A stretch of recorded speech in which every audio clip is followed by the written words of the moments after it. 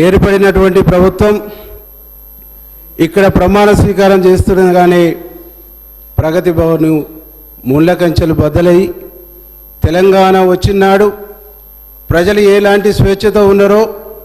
ఇక్కడ కాంగ్రెస్ ప్రభుత్వం ఏర్పడి గౌరవనీయులు పెద్దలు ముఖ్యమంత్రి రేవంత్ రెడ్డి గారు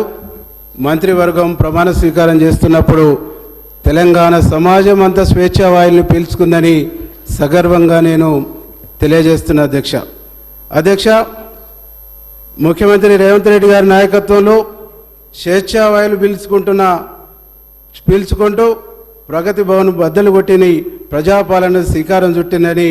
సగర్వంగా ఈరోజు మనం మాట్లాడుకోవాల్సినటువంటి అవసరం ఉందని చెప్పేసి సందర్భంగా నేను గుర్తు చేస్తున్నా అధ్యక్ష ప్రగతి భవన్ ఏ ప్రజల ఆకాంక్షల కోసం నిర్మించబడ్డదని చెప్పారో ఆ ప్రజలకు ప్రవేశం లేనటువంటి సందర్భంలో ఆ ప్రజలకు ప్రవేశం కరువైనటువంటి పరిస్థితుల్లో